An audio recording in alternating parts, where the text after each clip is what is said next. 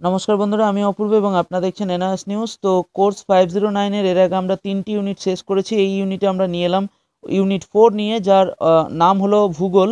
তো এর আগে আমরা ইতিহাস বিষয় সম্পর্কে জেনেছি এবং এই ইউনিটে আমরা ভূগোলের উপর কিছু প্রশ্ন রয়েছে। এই যে ইউনিটটি রয়েছে সেখান থেকে আপনারা দেখে নিই এই ইউনিট থেকে আমাদের কি কি গুরুত্বপূর্ণ প্রশ্ন রয়েছে। তো এটি ব্লক 2 এর অন্তর্ভুক্ত। তো প্রথম এই ইউনিট থেকে যে প্রথম প্রশ্নটি রয়েছে সেটি হলো ভূগোল কি এবং ভূগোল পাঠের প্রয়োজনীয়তা, উদ্দেশ্য, গুরুত্ব আলোচনা করুন।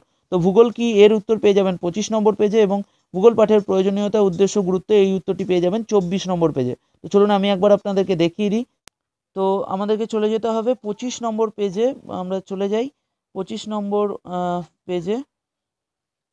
তো এখানে দেখতে পাচ্ছেন এই যে প্রশ্নটি রয়েছে ভূগোলের ওপর প্রতিফলন, এখান থেকে আপনি এই উত্তরটি বের করে নিতে পারবেন ভূগোল কি। তো 3টি স্ট্যাঞ্জা রয়েছে, আমার হিসাবে অনেকটা বড় রয়েছে এই বলা যায় এই স্ট্যাঞ্জাটি। তো সেখান থেকে 3টি জায়গা থেকে আপনারা ভূগোল কি এর উত্তরটি তুলতে পারবেন। সেটি হচ্ছে এই যে প্রথম অংশটি দেখতে পাচ্ছেন, এখানে আপনি ভূগোলের যে ভাগটি রয়েছে অর্থাৎ জিওগ্রাফি শব্দটির যে ভাগ রয়েছে, দুটি শব্দ থেকে এসেছে, জিও এবং গ্রাফোস। এই যে এখানে দেখতে পাচ্ছেন এটি রয়েছে, এই অংশটি আপনি তুলতে পারেন।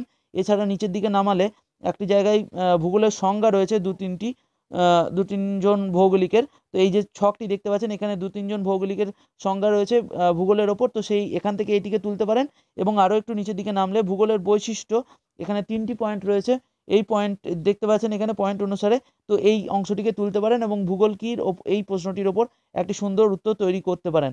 তো এর পরের যে প্রশ্নটি ছিল সেটি হলো ভূগোল পাঠের প্রয়োজনীয়তা, যেটি 24 নম্বর পেজে আপনি পেয়ে যাবেন। তো আমি দেখিয়ে দিই একবার 24 নম্বর পেজে আমি চলে যাই।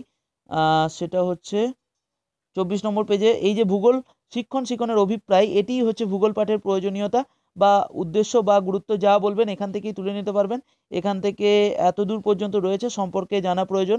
এখান থেকে যদি আপনারা পয়েন্ট অনুসারে তুলে নিতে পারেন, এই যে এই স্ট্যাঞ্জাটিকে আপনারা এই স্ট্যাঞ্জা যেটি দেখতে পাচ্ছেন এখান থেকে আপনারা পয়েন্ট অনুসারে তুলে নিতে পারবেন যদি চান।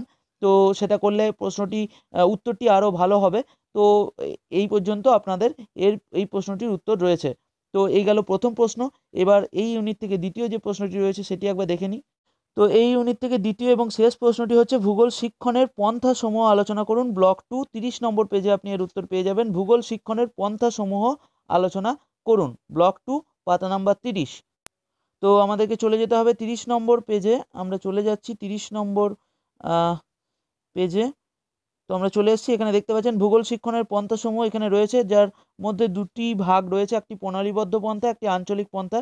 তো এই পর্যন্ত এর উত্তরটি রয়েছে, আপনারা সুন্দর করে এখান থেকে তুলে নিতে পারবেন এই প্রশ্নটির উত্তর ভূগোল শিক্ষণের পন্থাসমূহ।